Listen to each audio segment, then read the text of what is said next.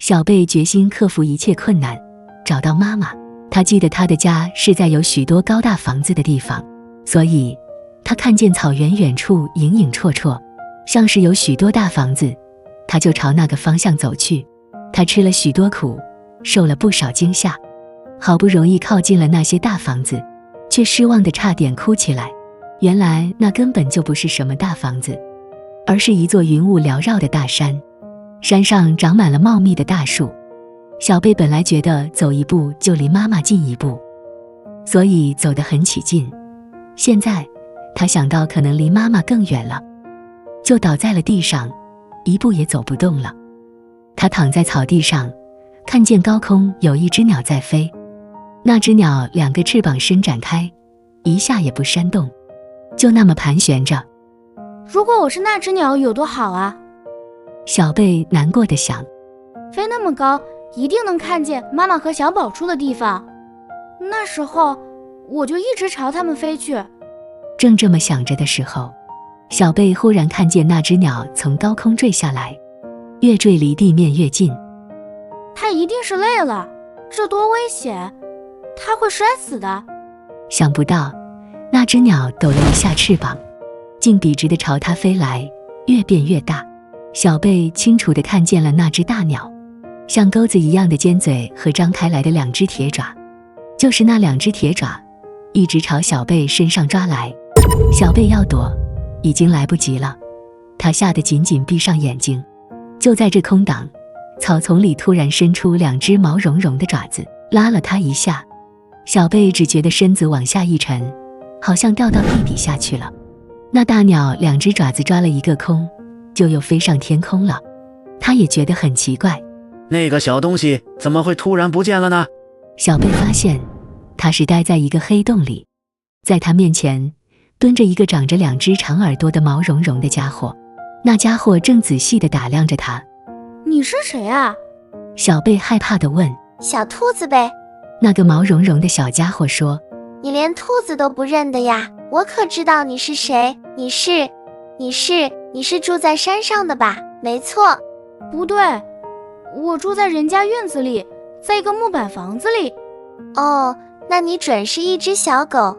说真的，我不太喜欢狗，因为它们我不是说它们太凶，我是说，可是你大概不会咬我的，对吧？你还这么小。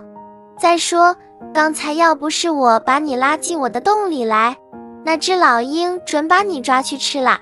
就算你是一只大狗，你也不好意思咬我，对吧？谢谢你救了我，可我不是小狗，我是小猫，名字叫小贝。没错，你一定是一只小猫。我刚一看见你的时候，我就想，这准是一只小猫。可是猫都是住在家里的，你跑到这儿来干什么呢？我要找我的妈妈。小贝说，接着就把他遇到的事讲了一遍。讲完了，小贝问小兔子，你知道去我家怎么走吗？那就得知道你的木板房子在哪个方向。小兔子说，你朝着那个方向一直走就到了。可我不知道啊。小贝说，我知道。小兔子很有把握地说，真的呀？小贝高兴起来。没错，这很简单，那就是你来的方向。你从你来的路一直走回去，那就到了吗？可我忘了我是从哪一边来的了。小贝失望地说，还有好些路不是我自己走的，我是在一个特别小的纸房子里，什么都看不见，颠呀颠的。小兔子说，你别着急，咱们一定会想出办法来的。你准饿了，我给你做饭去。你到了我家，就是我的客人，我要给你吃顶好吃的东西。小兔子说完，就忙着给他的客人准备饭菜。他心里想，这个小猫这么小，一定喜欢吃嫩的、甜的东西，没错。不一会，他就把准备好的饭菜给客人端上来了。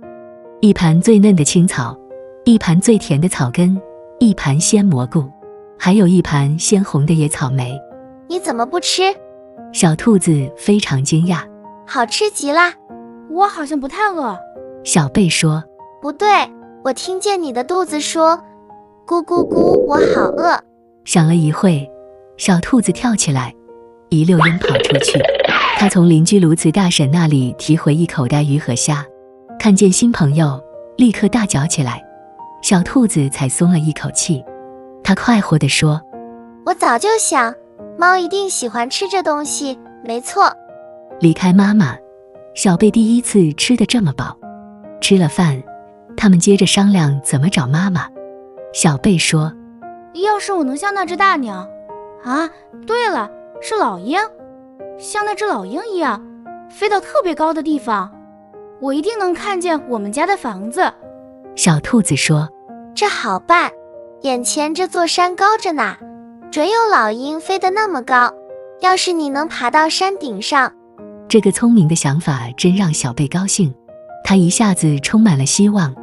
对了，我爬到山顶上去，再爬到一棵最高的大树上去，准能看见妈妈住的房子。有了这个念头，小贝再也待不住了，他立刻向他的新朋友小兔子告别。小兔子恋恋不舍地把小贝送出去好远好远。